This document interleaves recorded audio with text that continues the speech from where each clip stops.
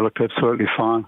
They, there's a whole lot of things you sort of look for, and one is the sort of the dry attacks and those sort of things. The amount of time that the boat's staying foiling without touching the water, and I mean, that was looking really good. Alrighty. So they've got a lot of gear to go on that boat. They've been testing a lot on Te Kahu, which is their test boat for the past 4 months.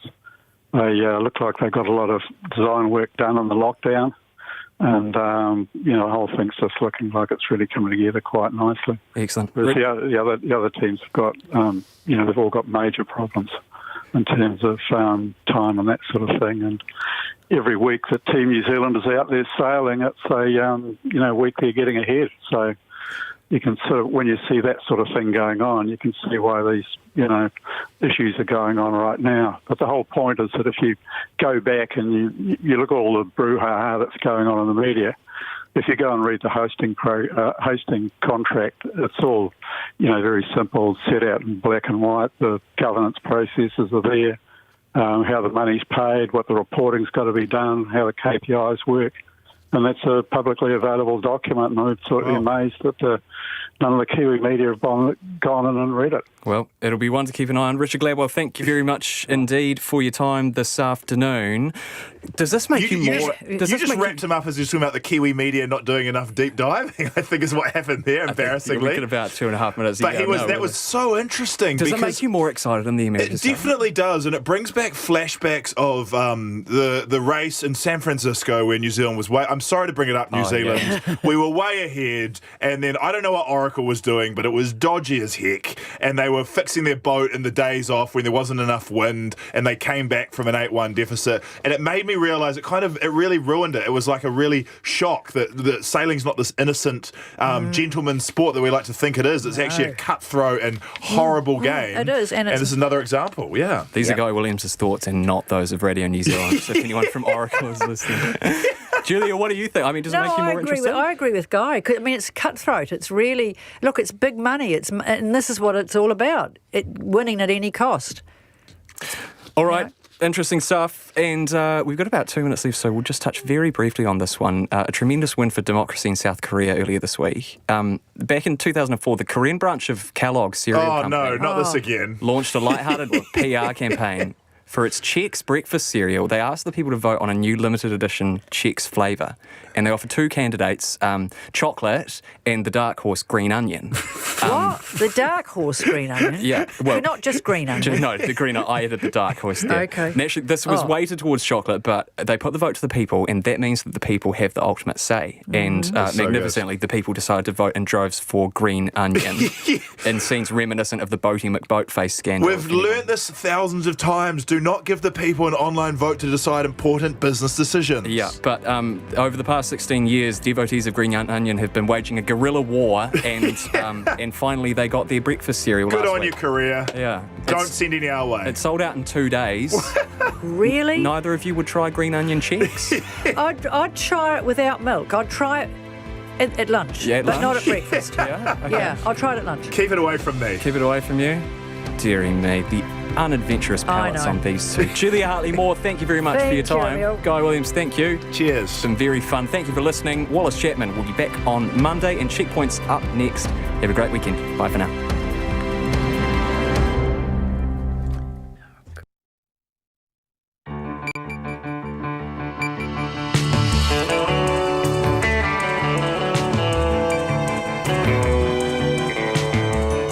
Te whakarongo mai koe ki te reo irarangi o Aotearoa. This is Checkpoint on RNZ National. I'm Lisa Owen. E haere aki nei, a destination for managed isolation? No thanks, says Queenstown Mayor Jim Bolt. Wilson Parking has picked up another $1 million in government wage subsidies. The total bill for the scheme's hovering around $12 billion. 66 more cases of COVID-19 in Victoria today. The Premier warns a more widespread lockdown could be coming. There's claims of a sinister, highly orchestrated attack on Team New Zealand. The surprise arrest in a case of sex offender Jeffrey Epstein puts the spotlight back on Prince Andrew.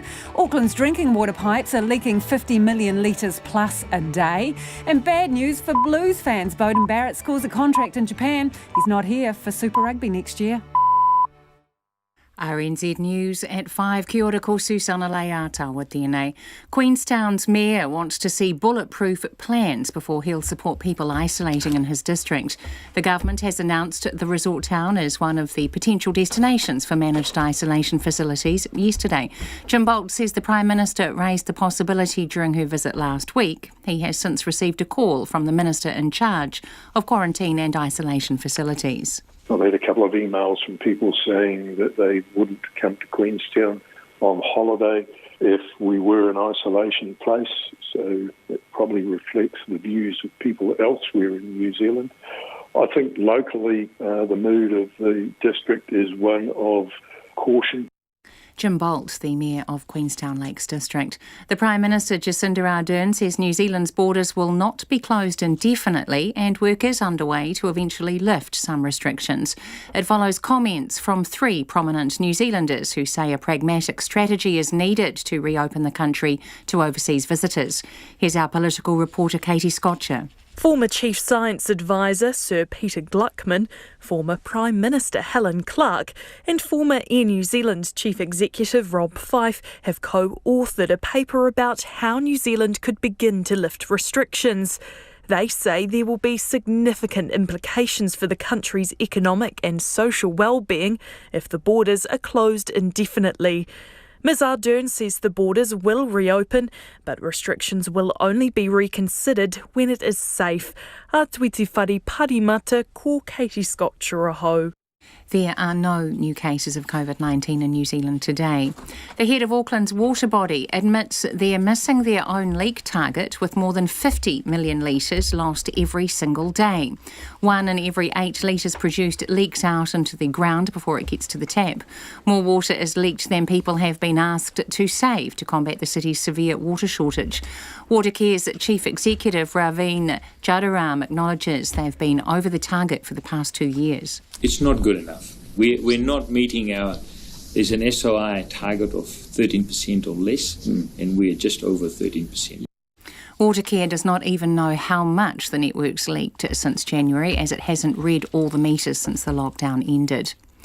The boss of Team New Zealand has launched a scathing attack against those he believes are trying to discredit his staff. The government has stopped any further payments to America's Cup organisers, while allegations of fund mismanagement are investigated.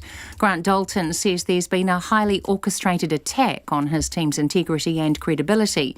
He believes the accusations are a textbook case of intentional reputational damage. A man seriously injured in the March 15th mosque attacks is determined to stand up in court and face his attacker. On August the 24th, Brenton Tarrant will be sentenced for 51 charges of murder, 40 of attempted murder and 1 charge under the Terrorism Suppression Act. Temel Atachudu was shot 9 times. He says he is nervous about the sentencing day, but it is important for him to be there to read his victim impact report. Mr Atachudu says he intends to be there to stand upright in front of the gunman and show he is strong. The manager of a trust that supports leavers from the Glory Vale religious community hopes the latest inquiry could be a tipping point for change. The community near Greymouth has been the subject of previous investigations by police, or Rangatamariki, and the Charities Commission. The police have confirmed inquiries are ongoing in relation to a report they've recently received, and staff from Rangatamariki have been on site over recent days. Liz Gregory of the Glory Vale Leavers Support Trust says they're looking on with interest. Neither the police nor Rangatamariki would confirm the nature of the inquiry. It's 4 minutes past 5. The Blues always knew Beauden Barrett was going to miss the 2021 Super Rugby season and have planned accordingly. The All Blacks First Five has confirmed he'll join Japanese club Suntory on a lucrative 1-season deal next year before returning to New Zealand for the international season. He'll then remain at the Blues until his contract finishes after the 2023 World Cup. The Blues Chief Executive Andrew Hoare says Barrett told them early on he'd be heading overseas in 2021. We'd made contingencies around that too by having Otieri here next year, Harry Palmer, Stephen Perifetta. We feel that by doing what we've done, we'd manage that and have provisions in place. Meanwhile, Bowden's brother Geordie is set to make his Super Rugby Aotearoa debut after overcoming a shoulder injury. Geordie will start at fullback against the Chiefs in Hamilton on Sunday after missing the Hurricanes' losses to the Blues and Crusaders. However, the Chiefs will be without All Blacks midfielder Anton Leonard-Brown, who has concussion. Basketballer Steven Adams has been preparing for the return to the NBA season by jokingly telling American media he's boxing out cows on his Rotorua farm. The NBA has been on a break since March due to COVID-19, and the Oklahoma City Thunder centre returned home. Adams says he always planned to return to the US for the resumption of the competition at the end of the month. It's not good enough. We're not meeting there's an SOI target of 13% or less, and we're just over 13%. That would have been Steve Adams, but we'll have him in our next bulletin. That's the news. This Sunday morning, historian Professor David Abulafia, winner of the Wolfson History Prize for his mammoth chronicle of the world's oceans, The Boundless Sea. How bad for you is what you do to your hair, what we're finding out now about the vital importance of vitamin D, getting a good night's sleep, better together or apart from your partner, Ganesh Raj's winter broth, Karen Kasler from America on their 4th of July, the monkeys that rule the centre of a city in Thailand. Sunday morning, start at 7 on RNZ National. Now the short forecast from Met Service to midnight tomorrow. Northern and western areas from Northland to Wellington, including central high country. Cloudy periods increasing. Isolated showers from Waikato southwards tomorrow. Bay of Plenty, Gisborne, Hawke's Bay and Wairatapa fine weather. Nelson, Marlborough and Canterbury fine today. Cloud increasing tomorrow and scattered rain developing about the western ranges and Marlborough Sounds. For Buller, Westland and Fiordland, cloudy but rain developing south of the glaciers this evening, then spreading elsewhere tomorrow, with heavy falls especially about the ranges. For Otago and Southland, fine today, increasing high cloud, occasional rain tomorrow. Chatham Islands, a few showers, clearing tomorrow evening. RNZ National, it's 7 minutes past 5. Thanks, Susanna, and welcome to Checkpoint. I'm Lisa Owen. The America's Cup furore continues and more Melbourne residents are warned they may go into lockdown. But we begin tonight in Queenstown. Queenstown's mayor says plans for isolating people in his district will need to be bulletproof before he'll back them. Yesterday, the government announced it was looking to the resort town and Dunedin as potential destinations for managed isolation facilities. Some residents want more details before rolling out the welcome mat, while others say the risk is too great for the hard-hit district. Tess Brunton reports. Queenstown Lakes District Mayor Jim Bolt has already started receiving emails from people saying they'll avoid visiting the resort town if it becomes an isolation destination. I think locally the mood of the district is one of caution, given the failures relating to isolation cases of recent times. We really need to be assured that the system was bulletproof before I'd feel comfortable with this happening. Prime Minister Jacinda Ardern raised the possibility last week during her visit, with Megan Woods, the Minister in charge of quarantine and isolation facilities, following up with a phone call to Jim Bolt yesterday. We understand that it needs to be spread around the country. Our concern, however, lies in the lack of adequate medical facilities in the district to deal with any outbreak of COVID that may come from this.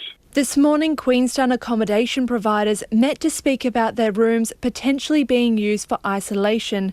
Villa del Lago hotel owner Nick Kittle was at the meeting and says they all need more information first. Clearly there are accommodation services here that are crying out for revenue, and this would be a great opportunity to help balance their books.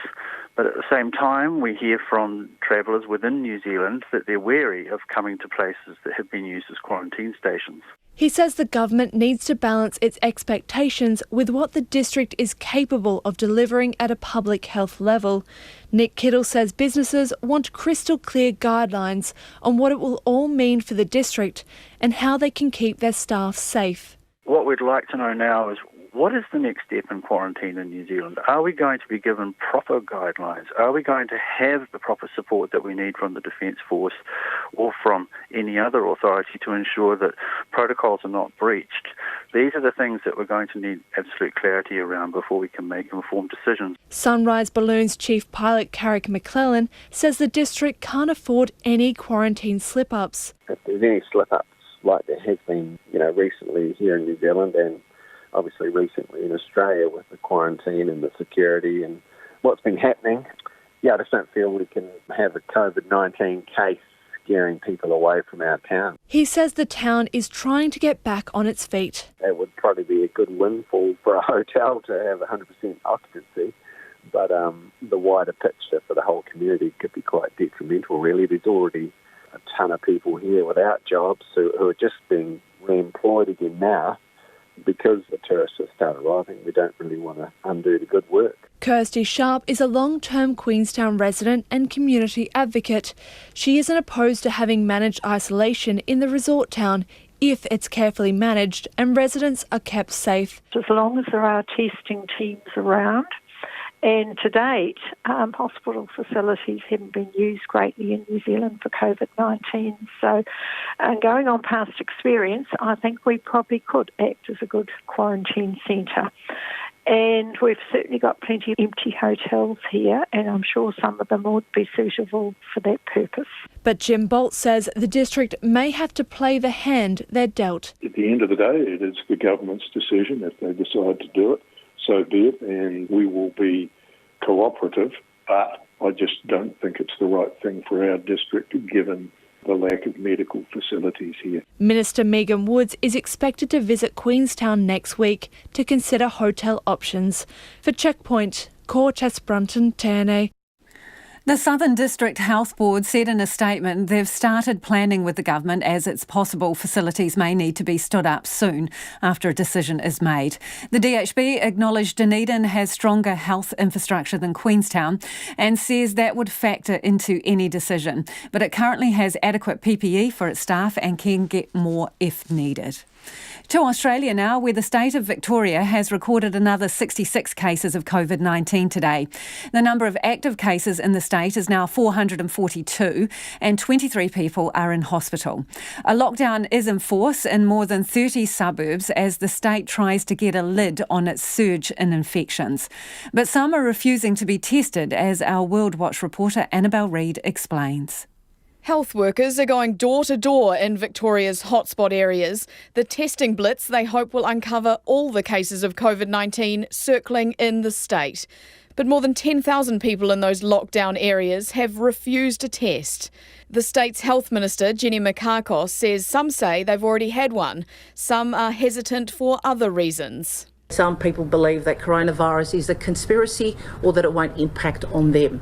So what I want to stress here is that coronavirus is a very contagious virus. It can go through your family very quickly. It can affect your neighbours, it can affect your loved ones, it can affect your entire community. The state's Premier, Daniel Andrews, is urging people to cooperate. Coming forward and getting tested if you're unwell, coming forward and getting tested even if you've got the mildest of symptoms, and of course answering yes if somebody comes to your door and offers you a test either on your doorstep or at the end of your street is a massive contribution that you can make towards us better understanding where the virus is and then putting in place strategies to contain it.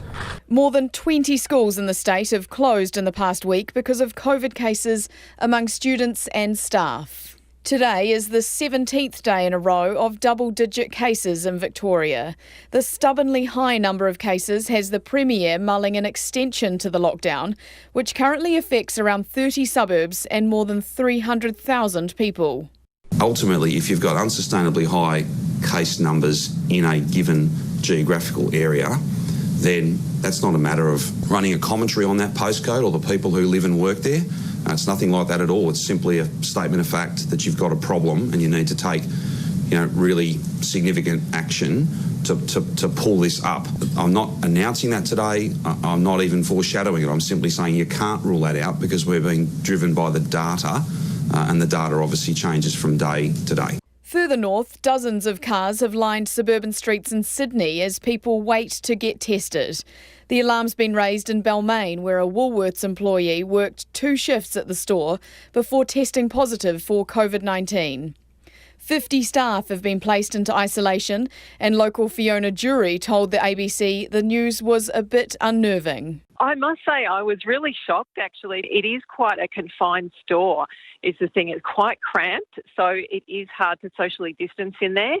But I'm sure that the team in there will do their best, and I know that a lot of people in the local community are pretty sensible. The man had recently completed a 14-day stint in hotel quarantine in Melbourne after returning from overseas. He tested positive in the hotel but was given the all clear to leave once his 14 days was up. Victoria's Deputy Chief Health Officer Annalise Van Diemen defended his release, saying it was consistent with national guidelines. He would have been released from any hotel quarantine in the country based on that criteria, including any hotel in Sydney for a person coming back to Melbourne. And back in Melbourne, an investigation is going on into perceived blunders in the hotel quarantine setup, with reports some hotel guards slept with people who were quarantining. Daniel Andrews says the inquiry will lift the lid on what's happened. And there will be accountability, absolutely. And I'm the leader of the government, and I absolutely acknowledge this is unacceptable, what has gone on here. And that's why I've established the inquiry, and that's why the inquiry will do its work at arm's length. It'll be independent, it'll be appropriate, it'll get to the bottom of what's happened. The Premier's acknowledged the stress the new lockdown has put on people and businesses and has announced $2 million in additional mental health funding. For Checkpoint, Annabelle Reid.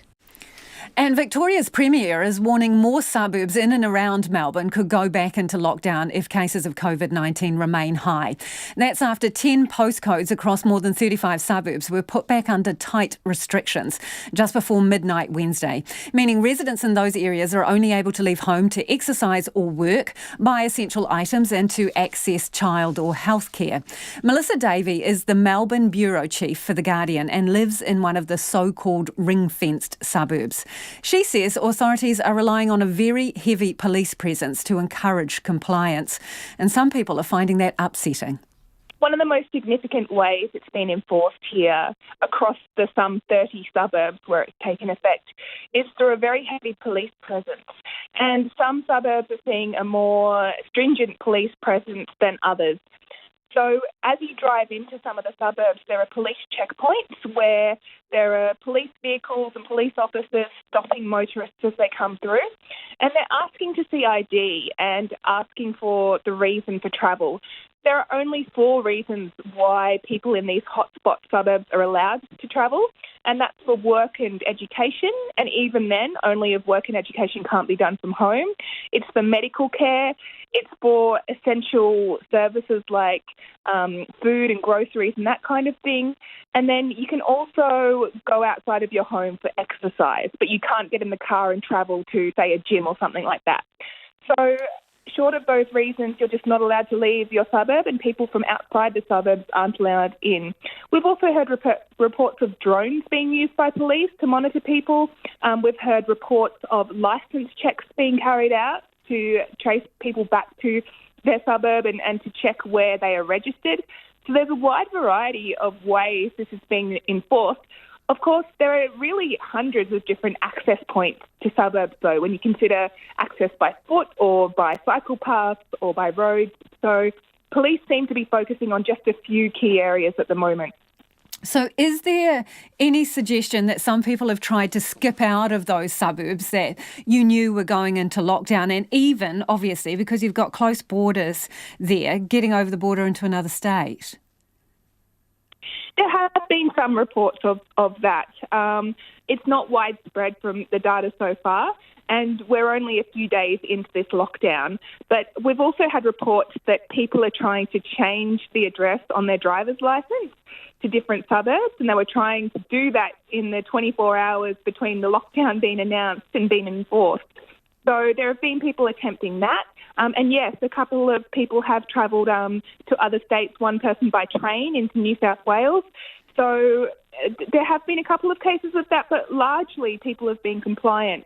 I was speaking to a police officer at a checkpoint yesterday, and he was saying that mostly people were travelling for work, which is a legitimate reason to travel. Is there any suggestion, given that you are still getting these big numbers of new cases, that they will spread the lockdown and even return the entire Melbourne area into tighter restrictions? So the Premier of Victoria, Daniel Andrews, has made it clear that that will be an option if we do see increased spread. It's certainly something they'll consider. It's not really on the table yet. So although we had 66 cases announced overnight, it's similar to the numbers we've seen over the last couple of days, and the rate of community transmission has remained consistent. So that's a good sign that the government is talking about. But it just depends on what happens over the next couple of days. I mean, especially over the weekend. So what we've seen is a real ramped-up effort to test people in these hotspot suburbs. We have hundreds of public health staff on the streets just patrolling, knocking on doors, offering tests and giving people test kits. So with so many tests being carried out, it's not unusual to see a spike in cases. And over the weekend, a lot of that data will be put together, and we'll know next week how we're looking and whether more widespread lockdowns are needed.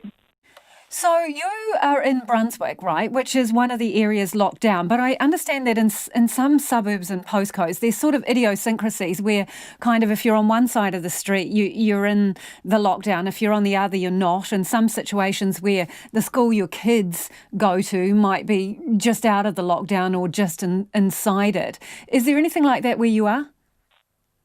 Yeah, so I'm in Brunswick West. So that's right next to Brunswick. And Brunswick is not in lockdown, but Brunswick West, where I am, is in lockdown. And yes, there are examples of a pub on one side of the street being not in a hotspot location. It's open, but someone living on the other side of the street can't go because they're in a hotspot location. So there is some of that. I've seen in my suburb less police checkpoints and more just police on foot patrol, walking around, checking on people. But in other suburbs where there's more of a concern about community transmission, the police presence has been quite a lot heavier. It's a strange thing because, at the beginning of this pandemic, there was a sense that all Australians were in it together. We were all in lockdown and going through similar. But now we have a case where parts of Victoria and a lot of other states and territories around Australia are opening up, and people are planning for school holidays, they're going away, they're seeing their friends again. And yet people in these suburbs that are under lockdown are having a very different experience right now. And it's a significant number of people affected. It's, I think, about 300,000 people at least affected by these lockdowns. Wow, that's got to be frustrating. You're on one side of the road from the pub and you can see everyone else going, but you can't go across for a beer. That's a bit rough. Exactly. Look, I think most people understand that this is just the new normal, and there will be cases like this perhaps all around the world where suburbs or areas go back into lockdown. I think what's really important is the government messaging around it. Some of this police response, some of the government messaging, it's really kind of upsetting people because there's a sense that we've done something wrong when in fact that's really not the case. And that is Melissa Davy, and she's the Melbourne Bureau Chief for The Guardian newspaper. It is 23 minutes past 5 and you're with Checkpoint on RNZ National. Team New Zealand boss Grant Dalton is claiming a highly orchestrated attack on the team's integrity and credibility from people with questionable motives. The team and its events arm, America's Cup Events, has come under the microscope this week following claims it mishandled public money. Central to the allegations made by former event contractors is an alleged fraud involving money being deposited into a Hungarian bank account. Our reporter Nick Trubridge has been looking at the story and joins us in the studio with the latest. Nick, this is getting more and more interesting. So what has Grant Dalton had to say about things today?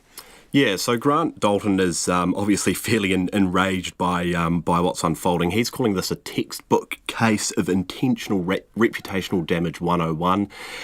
He says authorities have been looking into these claims, and now that they've been leaked, it's created a kangaroo court where Team New Zealand is the target, and they've become the target before they've had a chance to defend themselves through the proper process, is what he says. Okay, so aside from a statement from Grant Dalton, he hasn't been fronting the media over the past few days, so the team lawyer is the one that's been doing the talking, is it? That's right. The syndicate's lawyer's been in touch with us today, basically reminding us that this Beatty Varley report that's been commissioned into the claims has been barred from publication. That was commissioned by IMBY following, obviously, the claims being made by the informants. I have spoken, though, to Tom Emin. Now, he's been involved in the America's Cup since about 1980 in various roles.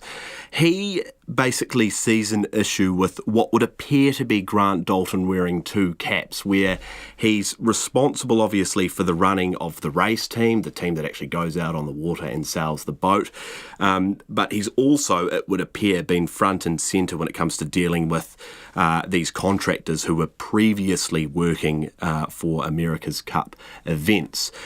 So I started by asking Tom Emin what the issue is with wearing those two caps. Never have I seen that, not only when I ran the event several times, but when anybody else has run the event. You always separate it. Okay, you have a close relationship between the defender and the event, but you always separate the two functions, the event and from the defender. Even New York Yacht Club did that. So I was a bit surprised to see that Mr. Dalton was doing it that way and performing both roles, and I think that's what's gotten him into trouble. Why is it, in your opinion, so problematic to have your feet in both camps, so to speak? Well, it's a conflict of interest to serve in both roles, and as we've seen now, it's the appearance of conflict of interest as well, and it's got people in New Zealand and in the America's Cup community saying, well, he's loaning money from allegedly, from ACE into ETNZ, which was not anticipated, was I haven't seen the host venue agreement, but apparently was prohibited. So that was not a good look. And some of the other things that the media down there have alleged in the last 24 to 36 hours, where it looks like there is not a proper separation of church and state, as we would say in the States. What do you make of his denials? Have you ever seen a team or a host have to vehemently defend their actions as much as this?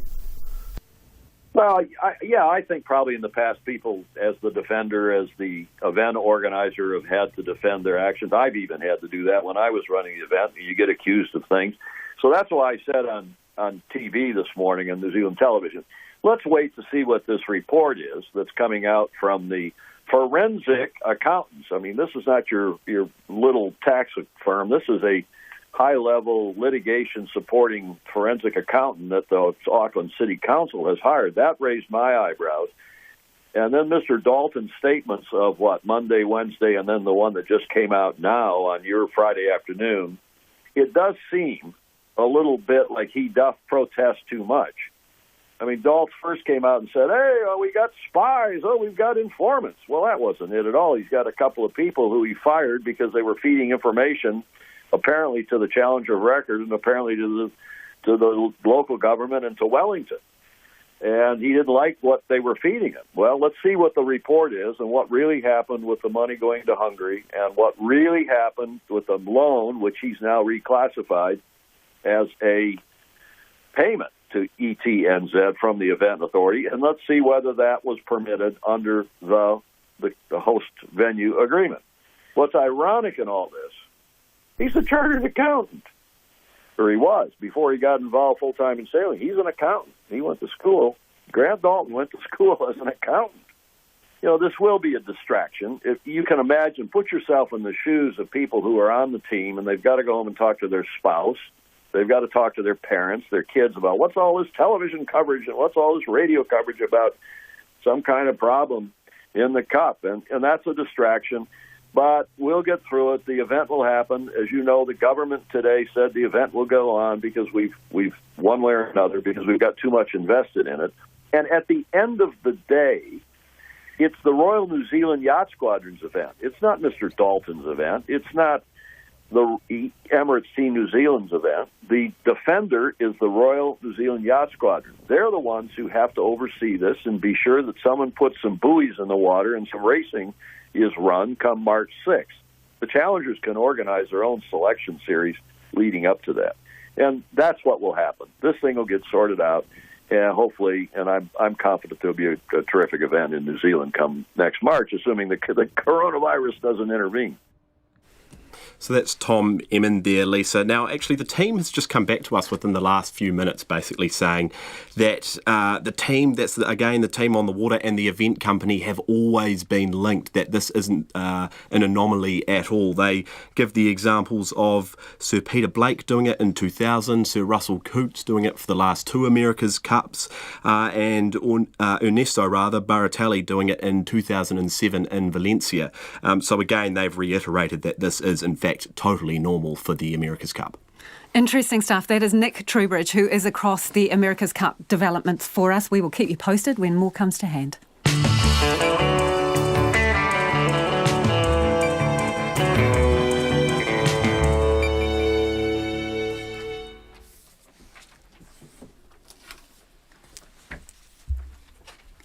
And now the headlines at 5:30.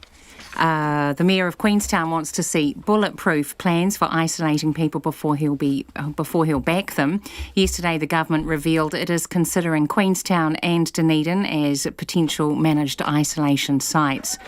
The Prime Minister has responded to comments from three leading New Zealanders saying a pragmatic strategy is needed to reopen the country to overseas visitors. Jacinda Ardern says work is underway to eventually lift some restrictions at the borders, which will not be closed indefinitely.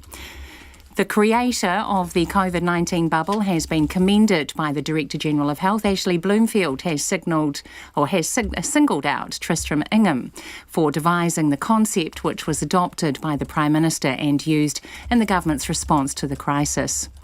Auckland's water body admits the organisation has been missing its own target, with more than 50 million litres a day leaking out before it reaches the tap. More water is leaking than people have been asked to save to fight the city's water shortage. A man seriously injured in the March 15th mosque shootings is determined to stand up in court and face his attacker. Brenton Tarrant will be sentenced next month on 51 charges of murder, 40 of attempted murder and one charge under the Terrorism Suppression Act. Temel Atachudu, who was shot 9 times, says it is important for him to stand upright in front of the gunman and read his victim impact report. The Trust supporting people who leave the Gloriavale religious community hopes the latest inquiry could be a tipping point for change. The community near Greymouth has been the subject of previous investigations by the police, Oranga Tamariki and the Charities Commission. The police say they are investigating a recent report they received, and Oranga Tamariki staff have been on site recently. Those are the latest news headlines from RNZ National. Our next news and weather update is at 6. Thanks, Susanna. If you're just tuning in, this is Checkpoint and I'm Lisa Owen, and it's time for the business news now with Nona Peltier, who's joined me in the studio. So Nona, we're talking bank profits here. Everyone's ears have just pricked up. That's absolutely true. They've taken a big hit, though, in the first quarter. They have, and that's mostly because of bad debts. So bad debts are coming through, not as bad as some were expecting it, but bad enough. So the profits for the banks, and these are all the big banks basically, are down about 20% in the first 3 months of the year to 896 million. So that's a fair drop, and we can expect that's just over the quarter, mind you. So still a good number. It's an enormously chunky number. So it is despite a drop. Despite the drop. However, look, the report by KPMG suggests that there's worse to come and that this is nowhere near how much debt we're going to see, bad debts coming through. So the amount they put aside for doubtful debts was 659 million, and they're expecting that to rise over the next couple of quarters. Okay, interesting. Captains of industry have passed on their knowledge to others dealing with the crisis. Who are the captains of industry and what are their advice? Not just this crisis, but all types. Now, guess what? Apparently one crisis is much the same as another when it comes to managing at a governance level. So there was really some very basic advice in this report from the Institute of Directors, which was written by a woman who heads up a company called Resilient Organizations. Her name is Erica Seville. And what she had to say was that, look, very common sense. Communicate with everyone, communicate a lot, communicate with your stakeholders. do some scenario planning. So think of maybe 4 potential futures, since you can't know what the future is going to be. Just come up with some, and then imagine how you would react to any one of those particular futures, which I'm sure this government would probably be really useful to have a look at this book now, because it's got a lot of government's tips. And one of the things it says, do not get down in the trenches with your workers. Let the management manage and just let them to it. Don't be tempted to pitch in, which is what a lot of people think that they should be doing. Be the governance and let the managers manage and let the workers work. That's the best advice from the Institute of Directors. There you go. That's interesting. I'm sure we'll get some feedback on that. Okay, tell us what's been happening on the markets today. Okay, the market did pretty well. It rose 0.5%, 56 points up to 11,559. That's a pretty toppy number. I think we haven't. That's as good as we've had really this year. The New Zealand dollar is steady at 65.1 US cents. That's a strong number too, as well as 94 cents Australian, 52.3 British pence. And that's really because there was some very strong economic data out of the United States, which seemed to somewhat offset the rising deaths from the coronavirus. Thanks, Nona. That's Nona Peltier with our business news. Let's head to the US now, where Jeffrey Epstein's former girlfriend has been arrested for allegedly helping recruit and groom underage girls. Epstein died in jail last year, awaiting trial on sex trafficking charges. Court documents describe his former girlfriend and longtime associate, Ghislaine Maxwell, as the lady of the house and his business partner. She allegedly played a critical role in finding victims for abuse. She is also said to be key in the web of high-profile people linked to Epstein, including Prince Andrew. The ABC's James Glenday has this report. Maxwell was among Epstein's closest associates and helped him exploit girls who were as young as 14 years old. This was a moment several women had waited for years. The announcement of charges against Ghislaine Maxwell, who has repeatedly been accused of orchestrating a scheme to please convicted paedophile Jeffrey Epstein. Maxwell played a critical role in helping Epstein to identify, befriend, and groom minor victims for abuse. Acting US Attorney Audrey Strauss says Ms Maxwell did that by taking an interest in vulnerable girls, treating them to gifts or encouraging them to accept offers of travel or education from Epstein. Once the girls felt indebted or a relationship had been developed, Ms Maxwell then is accused of trying to normalise sexual behaviour before encouraging encounters like massages that led to the abuse. Maxwell's presence as an adult woman helped put the victims at ease. As Maxwell and Epstein intended, this grooming process left the minor victims susceptible to sexual abuse. There have been numerous allegations made against Ms Maxwell over a period of several years. Some victims said she controlled the girls and effectively ran the operation, but she's always denied any wrongdoing. The British socialite is said to have connected Epstein to many of her powerful friends, including people like Bill Clinton and Prince Andrew. 4 of the 6 charges she's facing relate to a period between 1994 and 1997. The other 2 are allegations of perjury in 2016. William Sweeney Jr. from the FBI says she's been closely watched for some time. We have been discreetly keeping tabs on Maxwell's whereabouts as we work this investigation, and more recently we learned she had slithered away to a gorgeous property in New Hampshire, continuing to live a life of privilege while her victims live with the trauma inflicted upon them years ago. We moved when we were ready, and Ms. Maxwell was arrested without incident. Like Epstein, Ms. Maxwell chose to blatantly disregard the law and her responsibility as an adult, using whatever means she had at her disposal to lure vulnerable youth into behavior they should never have been exposed, and which creates lasting harm. The arrest has been welcomed by some of the alleged victims who were worried justice would not be done after Epstein hanged himself in a jail cell last year while awaiting trial on sex trafficking charges. Lawyers representing several women say they hope investigators will continue to target anyone else involved in the scheme. The ABC's James Glenday reporting. Auckland's drinking water pipes are leaking at least 50 million litres a day, far more than Aucklanders have been asked to save during the drought. Auckland's water managers also don't know how much water has leaked over the last 5 months, a period where usage restrictions came in and when there was a huge increase in pipe breakages due to the ground drying out. Jordan Bond reports. It took Auckland Council's water body Watercare 3 weeks to fix a leak they had numerous calls about in the Auckland suburb of Torbay over the summer. Linda Breeze lives near the leak on Wātea Road. Quite a lot of water. I mean, I went and filled my bucket up, but it took about, I think I estimated 1 minute to fill a 10-litre bucket. And that wasn't all of it. 10 litres a minute is 14,000 litres a day for 3 weeks. That's a lot of short showers. Mrs. Breeze was frustrated it took so long to fix, and there have been others more recently. One in Browns Bay, which I know was a bigger one than ours. My husband drove past one in Glenfield a week ago and talked to someone there. They said it's been going for 2 weeks.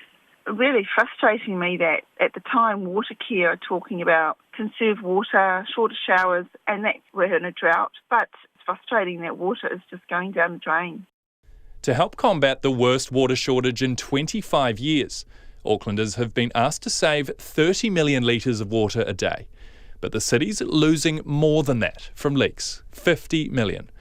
Auckland's leaking more than the entire city of Dunedin uses each day. Watercare's chief executive, Raveen Jadaram, admits they're not even meeting their own target for leakage. It's not good enough. We're not meeting there's an SOI target of 13% or less, and we're just over 13%. In fact, Watercare's own standards say anything above 13.2% is a serious event that needs attention. It's over that at 13.4 and hasn't been below 13 for years. Watercare doesn't even know how much the network's leaked since January. It hasn't read all the meters since the COVID lockdown ended. Yet water loss was not mentioned at Watercare's most recent board meeting this week. Its marketing campaign during the drought has been "Water is precious." Yep, it is precious. Yeah, absolutely. And we need to do more. I agree.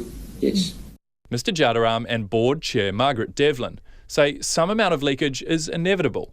It's more a question of what level can be accepted or is economical. Mr. Jadaram says they've started a proactive leak detection program. In a year, they'll examine 6,000 kilometres of pipes and fix each leak in 5 days.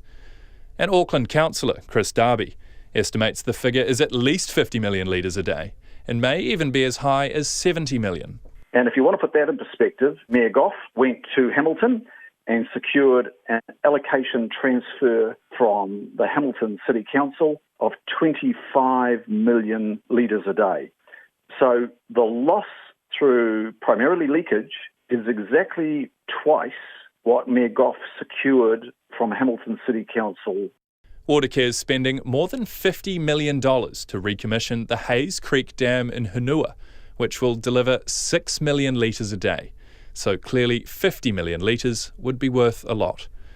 Leslie Smith, a data scientist at non-profit sector organisation Water New Zealand, said Auckland had a lower leakage rate than the rest of the country, which is at 18%.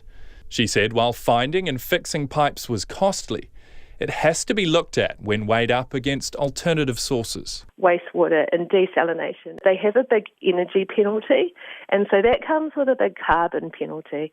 And so that feeds into the cycle of climate change, which is only in part contributing to some of our water supply issues in the first place. Raveen Jadaram said simply the older a city is, the more it leaks. Newer cities, ones that have been rebuilt due to war, or ones that invest heavily, have far better rates. But nevertheless, he promised Watercare would do better. There's always more we can do, and we're going to do more as Watercare because we're asking our consumers to do more right now, and they're responding well. Aucklanders have done well, and our businesses have done well, and they would expect that we would do well. They'll turn around and say, well, they're paying for all this leakage, so we need to respond as well. I Tamaki Makaurau, mo te hōtaka o te ahi nei, ko Jordan Bond, aho. It is almost 5:45. I'm Lisa Owen and you're with Checkpoint on RNZ National. We're keen for your feedback. You can text us on 2101, tweet us at Checkpoint RNZ or email checkpoint@rnz.co.nz. We're already getting quite a bit of feedback from you regarding Queenstown and the mayor there not so keen on having isolation hotels set up there. This listener says, how about Queenstown says, thanks Grant Robertson and your taxpayer team for hurling a lifeline to our fancy hotels hotels that would otherwise stagger into oblivion. And Rachel from Nelson's got in touch to say, what level of entitlement does Queenstown have and why? 3 question marks and 1 exclamation mark. Decades of rampant development and milking it, treating workers like rubbish, remember 8 per bedroom, and made it unaffordable for New Zealanders, then handouts due to COVID, but the cheek now to say, oh no, we don't want that kind of business here, quarantine services. Wow. Arrogance beyond belief, says Rachel. Keep your feedback coming. Victims and family of those injured and killed in the mosque terror attacks say they are determined to be in court for the killer's sentencing. Brenton Tarrant has pleaded guilty to 51 charges of murder, 40 of attempted murder, and 1 charge under the Terrorism Suppression Act over the attacks on the Al Noor and Linwood mosques last year. He will be sentenced for those crimes in Christchurch on August 24th. Rachel Graham has more. Tamel Atachuju was shot 9 times by the gunman and is still undergoing physical and psychological treatment for what he went through. He is determined to be in court to face the attacker. I will be there and stand up and I will read my statements and then I will look into his eyes and show him we are there, stand upright in front of him, and then show him that we are strong. He has some nerves about the day and hopes to have family members with him to support him, including his brother who is in Turkey. Because it's going to be stressful days, and then of course it's make us feel secure and safe. If your brother or sister, family members around you, will be much easier for us these days. London-based Widad Mohammed Hossan, whose uncle Mohammed M. Mohammed Hossan was killed in the Linwood Mosque, is also hoping to get to New Zealand for the sentencing. She says being at the sentencing to read her victim impact statement will be an important part of the grieving process and a sort of closure. Because at the end of the day, I lost my uncle and my aunt lost her brother, so it's actually making sure that we represent my uncle in the best way that we can, and that would be to be in court to represent him and make sure that the murderer gets what he deserves. She is hoping to get advice from Immigration New Zealand as soon as possible on whether they can enter the country, especially as she assumes they will need to comply with the 14-day quarantine. The Immigration Minister, Ian Lees-Galloway, says people overseas will be able to attend remotely and present victim impact reports remotely. But he realises people will also want to travel to New Zealand for the sentencing and says they are looking at options to make that possible. Immigration New Zealand have been talking with the Ministry of Justice about whether or not the current humanitarian exceptions are worded in a way that they would apply in this instance, and really just to make sure that we have something in place for the victims and for their families. We're just looking at whether there's something that just needs to be added to those exceptions so that there's absolute clarity that people can travel. Tamel Atachuju says even if his family members can't make it from overseas, the New Zealand people are also his family, and he believes they will support him and the other victims. In Christchurch for Checkpoint, Rachel Graham. Calls for New Zealand to develop a clear strategy for opening our borders are coming from an unlikely collective. The former Chief Science Advisor, Sir Peter Gluckman, the former Prime Minister, Helen Clark, and former Air New Zealand Chief Executive, Rob Fyfe, have co-authored a paper saying keeping the country isolated for too long will cause huge damage to the economy. The paper calls for a clear, transparent strategy and questions whether those discussions can be sensibly had this close to an election. Regardless, there's already a queue forming for destinations that would love reciprocal deals with New Zealand. When it comes to the numbers, South Australia's had 443 COVID cases and 4 deaths. It usually gets around 56,000 Kiwi visitors a year, and the head of South Australia's tourism body, Rodney Harricks, says they're keen to get those tourists back as soon as possible.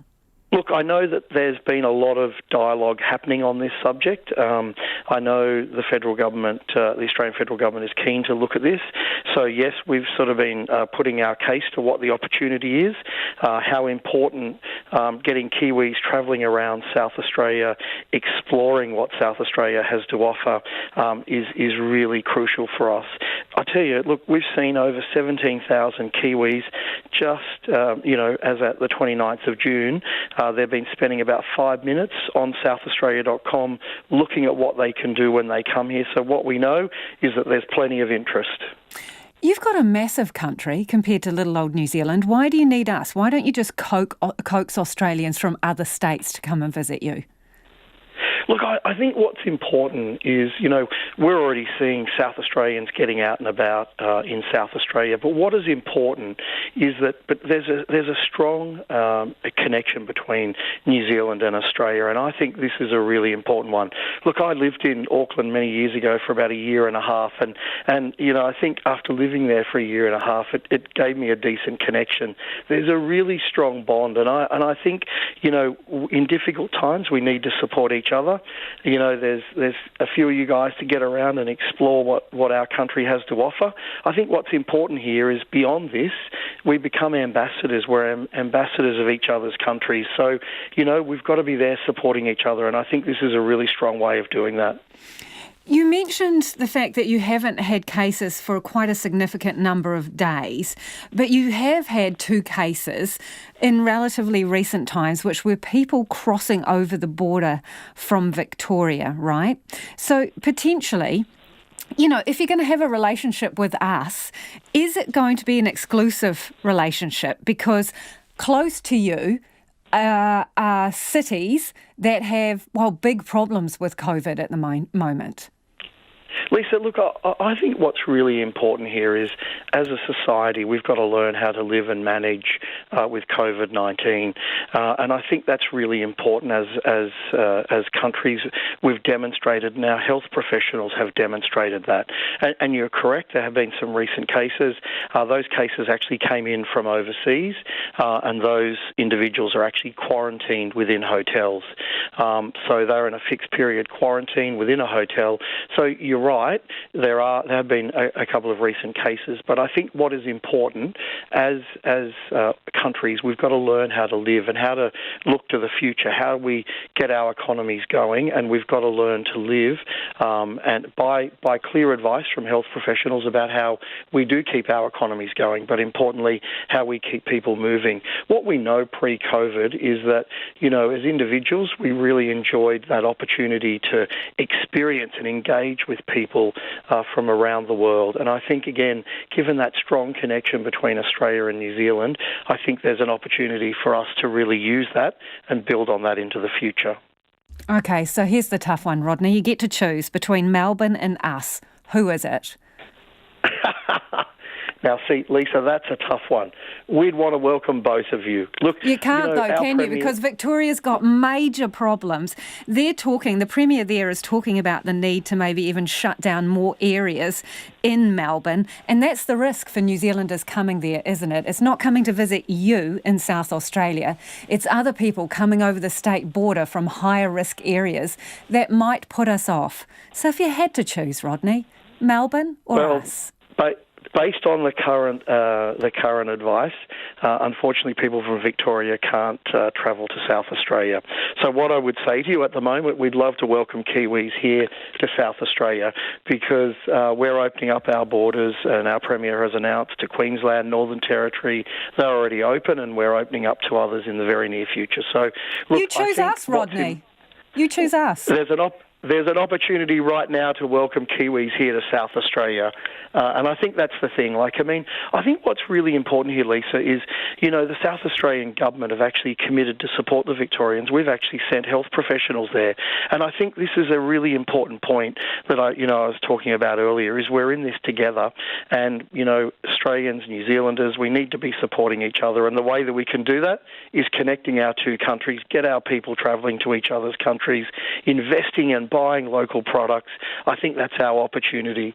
And I would encourage your listeners to start, dreaming and planning about what they can do in South Australia and visit southaustralia.com. But you have, in a way, just identified the core problem there, haven't you, Rodney? We don't want to be in it together with everyone. We want to be in it with those people who have got the problem under control. And that's the issue, to just have a relationship with South Australia if numbers are low. Makes it more complicated if you're also having a relationship with Victoria, who isn't in the same situation, and other states that might have bad infection rates. Yeah, but Lisa, I think, as I said, we as societies are going to have to work ways to manage this and keep our societies going, and I think that's a really important point. And that's South Australia's tourism body boss Rodney Harricks there. He's dead keen on this idea of a trans-Tasman bubble if it aligns with countries with low COVID numbers. On the subject of isolation with travellers in Queenstown, potentially identified as a place where new facilities might be used. Well, we heard from Rachel a few minutes ago. She's got in touch again, her second text. It's really got her riled up. And she's saying of the people in Queenstown, yes, we want business, borders open for tourism and public money, but not that kind. We're too good, and our rich person's background shouldn't be sullied by lowlives. Wow, astounding, breathtaking entitlement and arrogance, says Rachel. And then there's a footnote. Apologies, she says, for sending 2 texts on this. I'm normally a calm character, but aye. Don't worry, Rachel. Other people have texted in support of you. Go, Rachel, says this person. 3 exclamation marks. So on point. Keep your feedback coming. Text us on 2101 and you can tweet us at Checkpoint RNZ. Buoyant Blues fans received a bad news reminder this morning, with the team riding high, unbeaten at the top of the Super Rugby Aotearoa table. First 5, Beauden Barrett, confirmed he will take up a club contract in Japan next year. The sabbatical is part of the 4-year deal the All Black Stars signed with New Zealand Rugby and the Blues this time last year. But while the Blues were well prepared for it, Clay Wilson found out the announcement has been a shock for long-suffering supporters. Well, Cruden went in and had another go, and Barrett with the drop kick, over! Class and composure. The addition of 2-time World Rugby Player of the Year Beauden Barrett has been an undoubted boost for the Blues. But the All Blacks' first 5 won't play Super Rugby in 2021. Confirmation Barrett will exercise the option in his contract for a playing sabbatical in Japan next year was met with mixed reaction on the streets of Auckland this afternoon. Yeah, no, end of the day, I understand a lot of, especially us Blue fans, are going to be deeply annoyed, but end of the day, he's got to feed his family. And if they're offering him a better price to put their jersey on, then do it. I'm not a fan of it. I don't approve at all. I think it's great. It just creates good exposure for New Zealand rugby as well, globally. Barrett's absence next year is a surprise for Blues fans who forgot to read the fine print when he confirmed his move to the team this time last year. The announcement was no shock at Blues HQ. But Chief Executive Andrew Hoare does say the COVID-19 pandemic means the star signing will spend more time away than they initially planned. The major difference is there was a view that there would be a different competition in Japan, which maybe not have crossed over as much. But even if it had been the new competition, there would have been a little bit of crossover where we wouldn't have had Bodie, and we've made provision in and around that. The move follows a trend with New Zealand's top rugby players. All Blacks locks Brodie Retallick and Sam Whitelock both had stints playing in Japan earlier this year before COVID-19 hit. Barrett's younger brother Geordie says the sabbaticals are a win-win solution. They're guys that have spent 8 or 9 years plus playing in New Zealand rugby and applying their craft here and have done so much for New Zealand rugby in general. So I don't see any harm in them popping over for a few months and coming back, and if they're good enough to be picked, they'll be picked, and that's just the way it is. So I say fair play. Geordie also tipped his hat to his older brother on another note, with Beauden not doing interviews on the announcement and also doing it on a day when Geordie was up for media with the Hurricanes. Probably well played on his behalf. He's enjoying playing golf in Queenstown while I have to front and do his media. So the news comes with the Blues finally starting to look like a team who have turned a corner. After almost a decade of disappointment, they find themselves unbeaten at the top of the Super Rugby Aotearoa table, riding a 7-match winning streak. Blues boss Andrew Hoare says because the timing of Barrett's sabbatical has been well flagged, they've been able to plan for limiting any loss in momentum next season. We'd made contingencies around that too by having Otieri here next year, Harry Palmer, Stephen Perifetta. We feel that by doing what we've done, we'd manage that and have provisions in place. Barrett won't miss any All Blacks matches because of the Japanese stint, returning in time for the 2021 international season. The Blues have the bye this weekend before heading to Christchurch next weekend for the much-anticipated clash with the defending champion Crusaders. For Checkpoint, Clay Wilson. Time for your feedback before the 6 o'clock news. A lot of you getting in touch about the prospect of Queenstown being used as an isolation spot, one of the hotels or some of the hotels there. Aaron says Queenstown to turn down becoming a quarantine centre when Jim Bolt has been screaming out for government support for accommodation. Tourism industry in his city smacks of the worst kind of NIMBYism. Gordon thinks the same, using the same word, NIMBYism. Stop moaning, NIMBYism, Queenstown. Time to pull your weight for the team like other cities are doing.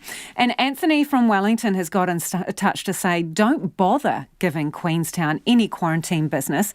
If they think they are so special, other regions will probably be happy to help out. Yeah, Jim Bolt, the mayor down there, says he needs it to be bulletproof before he considers it as an option. And this one says, Queenstown sounds like a great place for quarantine for COVID-19. The returning people would have great views while they wait out their 2 weeks. That's Stephen. Yeah, I don't know what Jim Bolt would think of that, Stephen, but maybe he's tuned in and listening.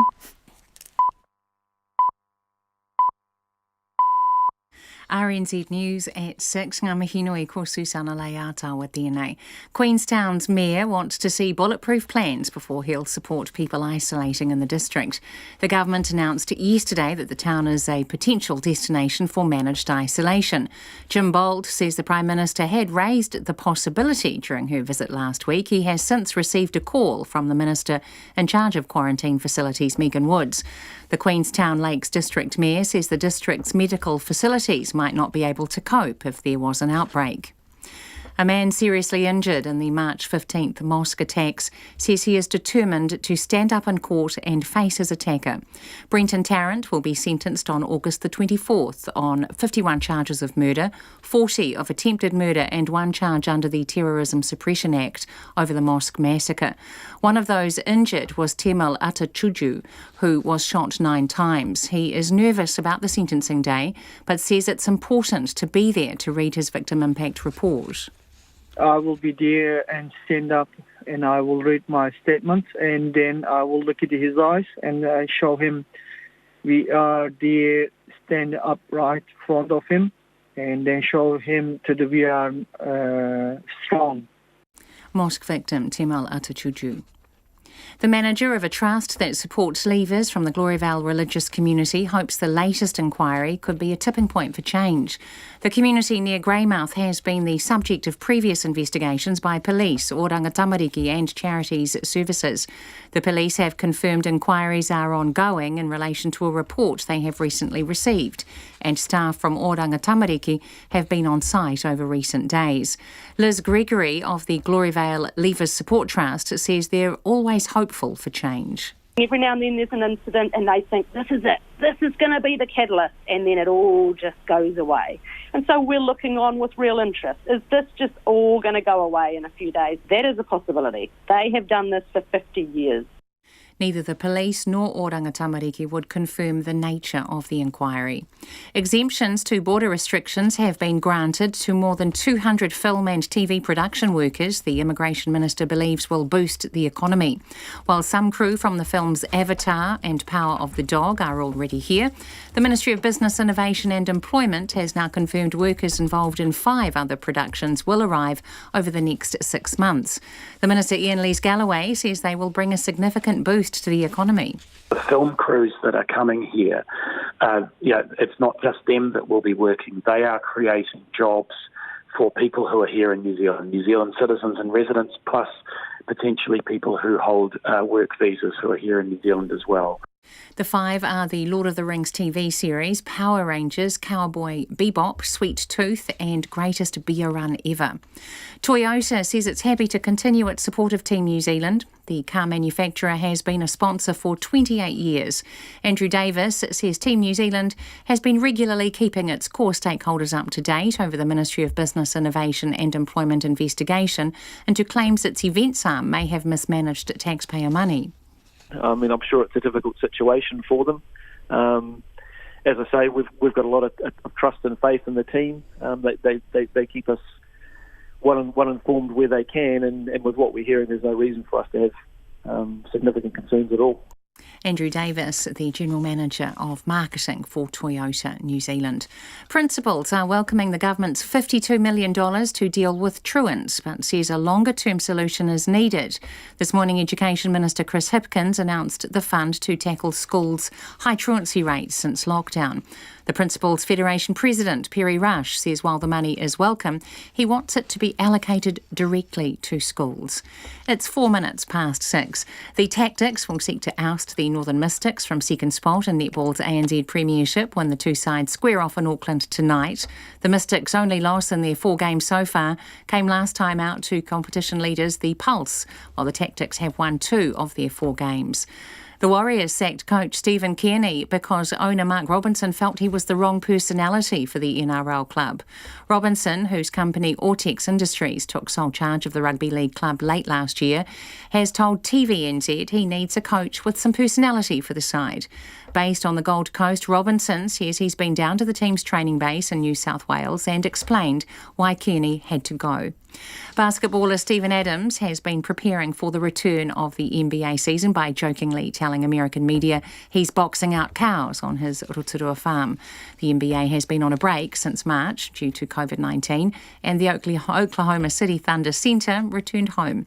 Adams says he always planned to return to the US for the resumption of the competition at the end of the month.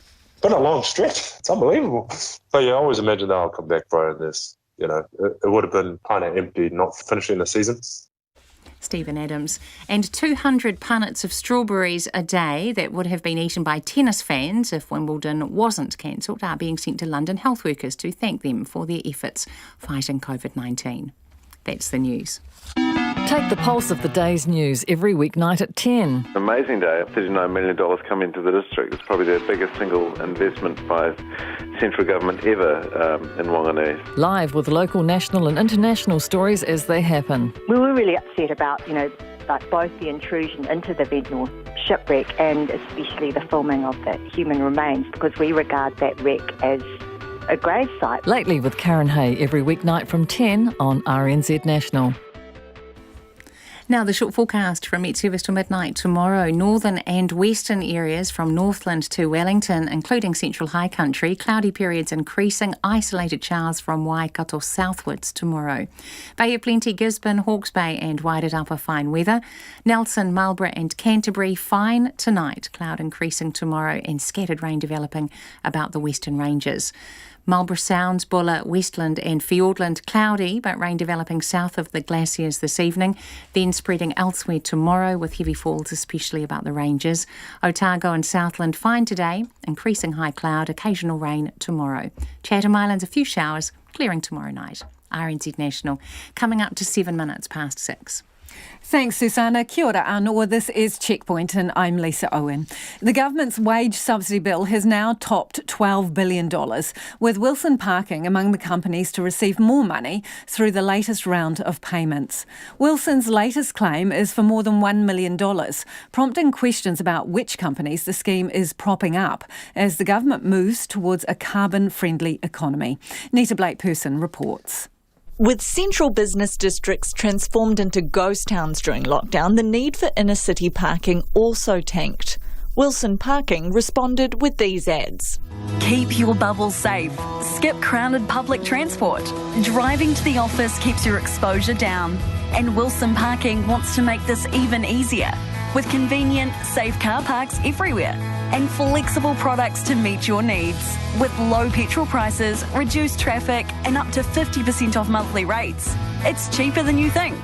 Business appears to still be struggling for Wilson Parking. They've claimed 2 rounds of wage subsidies and another $1 million covering 218 jobs in the extension.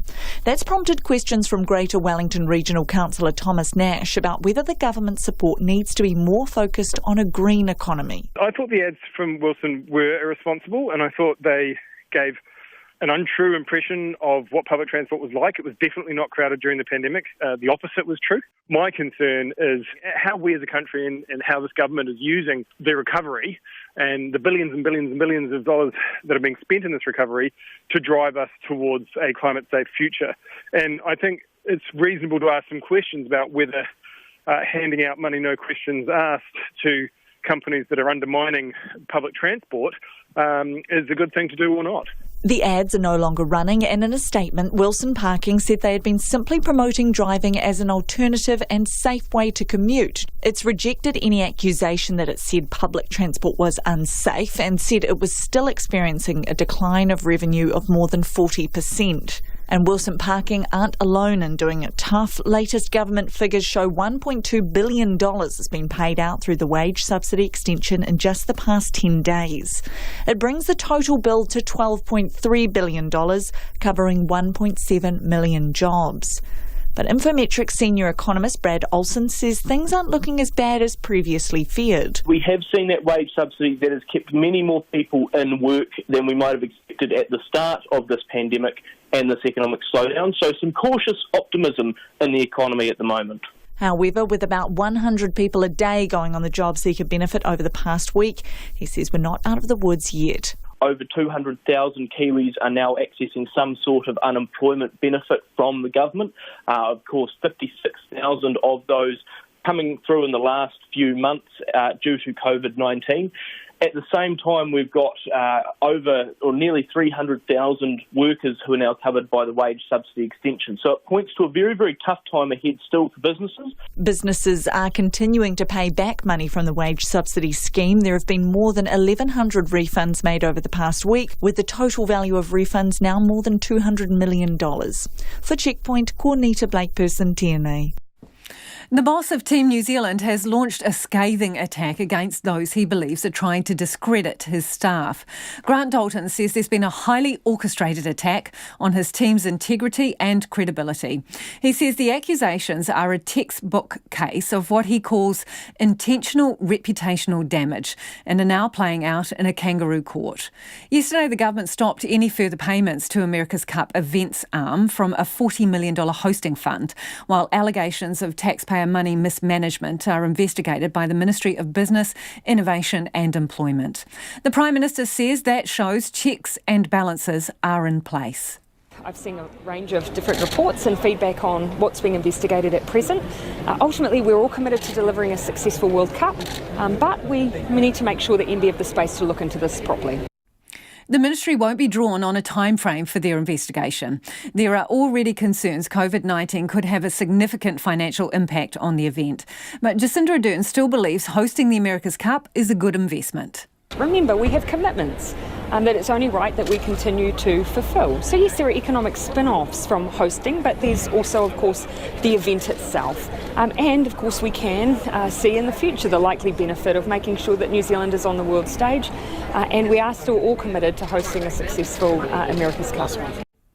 Grant Dalton says Team New Zealand has done nothing wrong, but the investigation isn't his only problem. He's axed a contractor over allegations of spying and admitted that he'd been scammed into sending a 7-figure sum destined for a European TV broadcaster to an unknown Hungarian bank account instead. The police are investigating, working with the authorities in Eastern Europe. The good news? The team's sponsors are sticking by him. Toyota's New Zealand General Manager Andrew Davis says it has no concerns over the accusations swirling around the team. There's a lot in the media at the moment, but we are in communication with the team. The team have been really good at keeping their core stakeholders quite informed. I mean, we're a 28-year partner of Emirates Team New Zealand, so we've been long-term partners with the team. So, in terms of the situation that's going on, the team are doing what they can, obviously, to work with MB and the accusations that have been made, but through our lens, we're continuing our support with the team, and we'll obviously carry on. That's Toyota's General Manager Andrew Davis. It is 13 minutes after 6. You're with Checkpoint on RNZ National. The arrest of sex offender Jeffrey Epstein's ex-girlfriend could raise more awkward questions for Prince Andrew. British socialite Ghislaine Maxwell was found in the US by the FBI and has been charged with helping procure underage girls for the financier who killed himself in a New York prison while awaiting trial on sex trafficking charges. Prince Andrew was a friend of both Epstein and Ghislaine Maxwell, and one of Epstein's accusers has also claimed she was forced to have sex with Prince Andrew on 3 occasions when she was 17. He denies the claims. But US investigators have publicly repeated requests to talk to the Prince. Royal correspondent Victoria Arbiter is in New York with all the details. It was an absolute shocker, actually, because since Epstein was arrested last year on sex trafficking charges, she's not been spotted anywhere.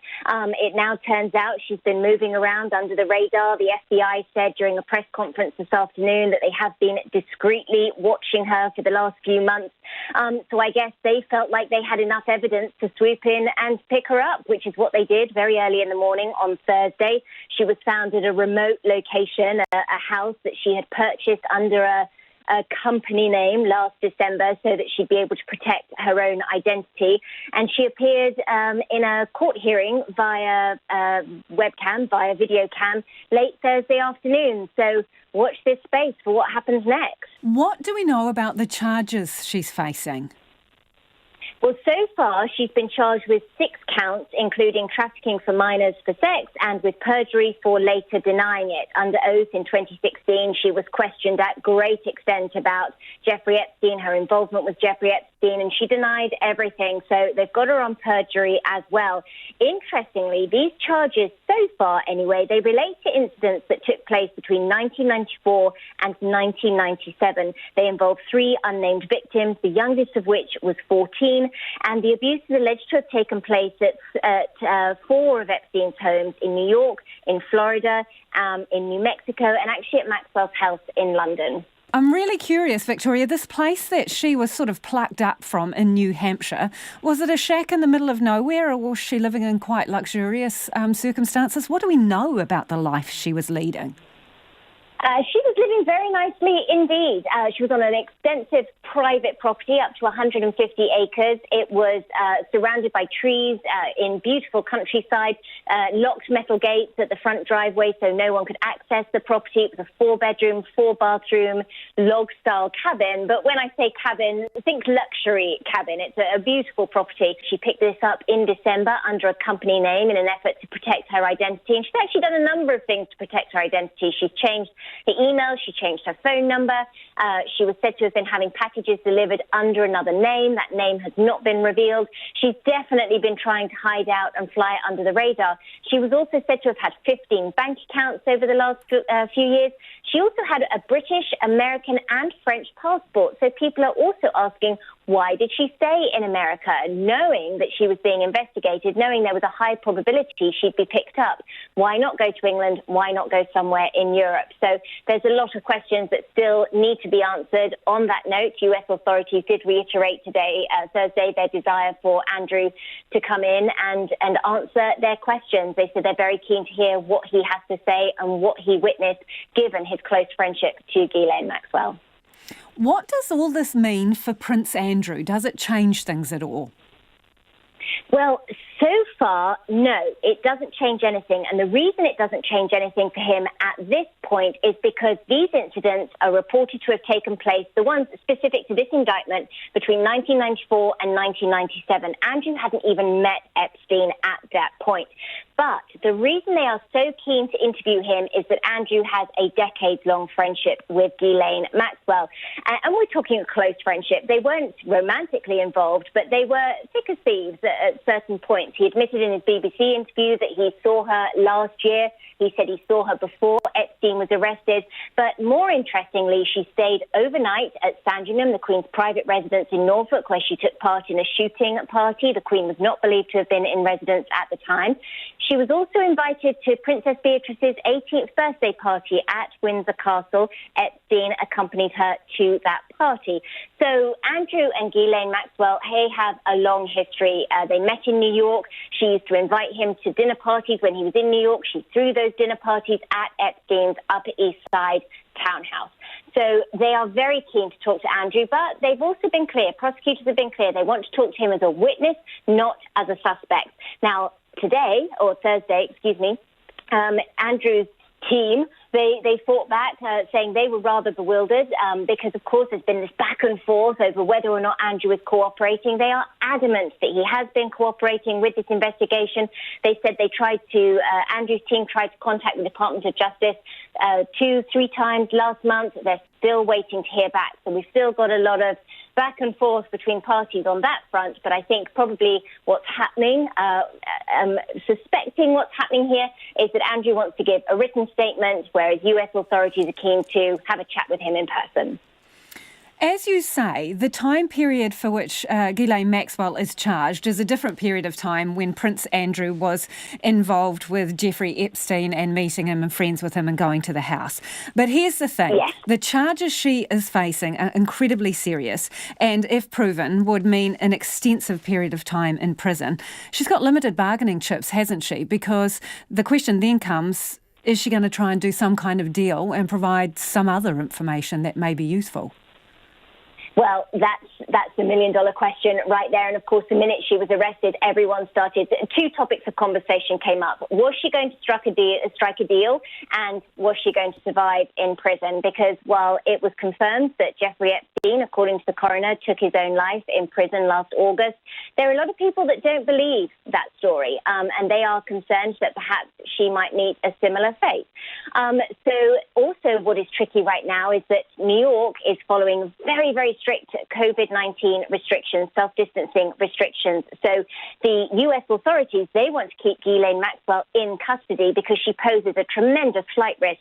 Not only does she have an extensive catalogue of international connections, but she's got a significant amount of money as well. So there would be an ability for her to get away. But in keeping her in custody, her lawyers are going to be saying, well, how long are you keeping her in custody? Because right now you can't have dinner inside a restaurant in New York City. When are you going to be able to put a jury together? So, yes, people are wondering if she is going to cut a deal. So while Prince Andrew says he doesn't sweat, I think there's going to be a lot of people sweating right now that she's been taken into police custody. And that is Royal Correspondent Victoria Arbiter in New York. The National backbencher, Hamish Walker, has been pulled into line by his leader, Todd Muller, over comments he made about New Zealanders returning from Asia. The Clutha Southland MP put out a press release to raise the alarm about New Zealanders returning from India, Pakistan and Korea, coming to hotels down south. The Minister in charge of isolation facilities, Megan Woods, is not happy, saying the comments were racist. Here's political reporter Charlie Drever. The Minister, Megan Woods, will be heading to Dunedin and Queenstown next week to work out if it will be feasible to set up isolation hotels. As a response, MP Hamish Walker claimed up to 11,000 people will arrive down south, possibly heading to Dunedin, Invercargill and Queenstown from India, Pakistan and Korea. The National Party removed the PR online, but the damage was already done, with Megan Woods calling it fear-mongering and racist. Even so, Hamish Walker doubled down on his comments. Calling me a racist is Labor's default tactic when they're unable to defend their blatant failures. This isn't about race, it's about the countries these Kiwis are coming from. He says he received the information from a reliable source. But like Megan Woods, Dunedin Mayor Aaron Hawken questioned the validity of the 11,000 figure and found his comments unhelpful. It certainly doesn't match what we have been told. I'm not sure where Mr Walker gets his sources from. One only hopes it isn't the same place Michael Woodhouse does. And Nationals leader Todd Muller is also unimpressed. Todd Muller wouldn't say the comments were racist, but has raised his concerns directly to Mr Walker. Look, I've spoken to Hamish, expressed my disappointment and certainly don't condone what he says. The Prime Minister, Jacinda Ardern, also didn't go as far as saying it was racist, but did say it is inappropriate. We need to make sure that we are welcoming the return of our permanent residents and our Kiwi citizens. Jacinda Ardern says the centres hosting those being quarantined see this as a return of their people, and it should be treated as such. From Parliament, for Checkpoint, ko Charlie Drever, DNA. The building and construction sector generates about 20% of New Zealand's carbon emissions and 50% of material going to landfill. The government has a plan to make building more sustainable and lay the foundation for resilience against climate change. But is there a risk it will make houses more expensive and do nothing to fix the poor quality housing already built? Ruth Hill reports. Ivan Iroa Santa Marina paid $500 a week for a one-bedroom flat in central Wellington. He was initially charmed by the villa from the early 1900s with its high ceilings and spacious rooms. For summer, it was okay, but in winter time, I could see my own breath in the morning. Then I took the humidity levels. I brought in a reader where the humidity levels were at 80%. So that was like, well, this is really unhealthy. So it was like living in a wooden tent, a timber tent. The government has today announced plans to overhaul building laws to include targets and incentives for energy use and carbon emissions. First on the agenda are new standards for insulation and glazing requirements. The Minister for Building and Construction, Jenny Salisa, says a bold plan is needed. Our vision is that by 2050, that our New Zealand buildings are using as little energy and water as possible, and that our buildings are warmer, that they're drier and better ventilated, so that they provide a healthier place for all of us to work and live in. However, building costs are already double that of Australia, and some argue increasing standards will push this even higher. The head of the Green Building Council, Andrew Eagles, says New Zealand is already 20 years behind Europe and can't afford to fall further behind. The typical New Zealand home emits 5 times too much carbon to meet our Paris climate change commitments. So this is really, really important stuff. The Ministry of Building, Innovation and Employment will oversee the consultation and changes. Dean Kimpton, former Chief Operating Officer of Auckland Council, is chair of its Building Sector Advisory Panel. He says building more efficiently may cut costs at the front end. 50% of all waste going to landfill is construction and demolition waste. Even if we get halved that, there'll be material savings in the design and construction of a home. Dean Kimpton says many New Zealand homes are not fit for the climate we have now, let alone the future, and getting it wrong would be costly. We saw what happened with leaky buildings, didn't we? The interfaces between design and construction and maintenance of homes just didn't happen, and we got leaky buildings. That cost us tens of billions. So we know what happens when we don't get it right. So there's a real financial incentive in there to get it right, isn't there? Otago University Public Health Professor Philippa Howden-Chapman says cheap, shoddy construction has pushed the costs onto people living and working in these buildings. 28,000 children go to hospital each year because of poor housing-related conditions, and 54,000 adults. So these have big costs. Professor Howden-Chapman says the plans are exciting. She just wishes they would happen faster. She notes the building code hasn't been updated since 2008, and it only applies to new builds. That's one of the reasons that our existing houses, of which 90% of houses that are going to be here in this century are already here. That's the reason that there's been very, very slow to improve them. Minister Salisa says the as yet unspecified standards will go out for consultation early next year. She says in future it's likely that changes will also need to be made to existing buildings, but for now it will only be new builds. For Checkpoint, Ruth Hill. Despite border restrictions, more than 200 film and TV production workers will have arrived in New Zealand by the end of the year.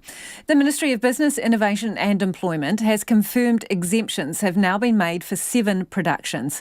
Some crew from Avatar and Jane Campion's Power of the Dog are already in the country thanks to an exemption made for essential workers. More than 100 exemptions are for the Lord of the Rings TV series, with others for Power Rangers, Cowboy Bebop, Sweet Tooth and Greatest Bear Run Ever. Rachel Thomas reports. The New Zealand Film Commission says the productions will involve many shoots on location, which will help spread the benefits around the country.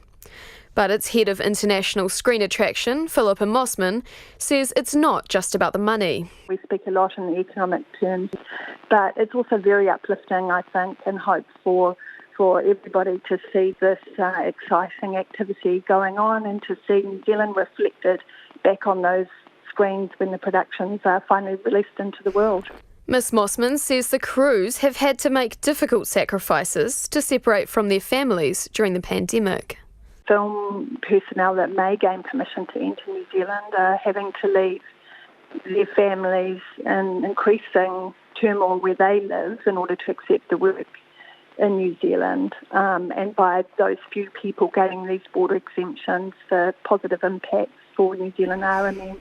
The Immigration Minister, Ian Lees-Galloway, accepts it must be hard for those who can't get back into the country at the moment to see those crews given a green light. I just want to acknowledge that it is a very, very difficult situation for thousands of temporary visa holders who have been asked to make that sacrifice in the interest of keeping the virus out of New Zealand and maintaining our status that we've held for quite some time.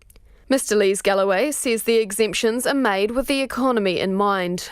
The film crews that are coming here, it's not just them that will be working. They are creating jobs for people who are here in New Zealand citizens and residents, plus potentially people who hold work visas who are here in New Zealand as well.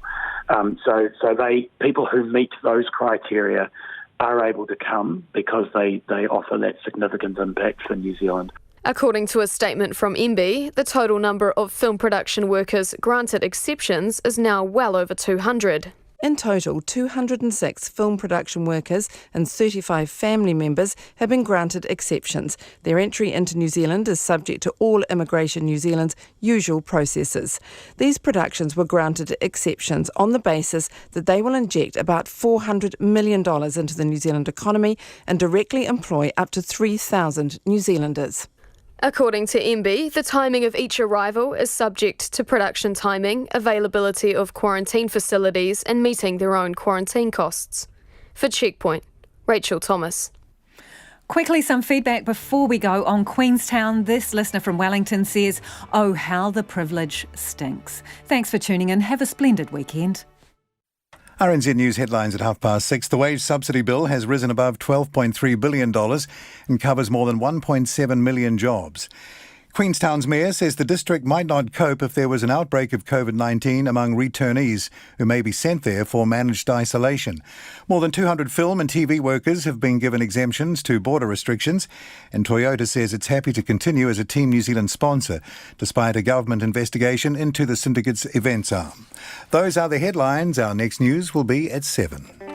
Tonight on Nights, Country Life visits the Pigeon Bay farm of Cornelia Holton, where she grows about 80 varieties of herbs, for everything from medicine through to skincare products through to sourdough starter kits. RNZ Midday Report host Marnie Dunlop selects the mixtape, and we have a Sonic Tonic dedicated to the word dry, because it seems a lot of folk want to be that way this month on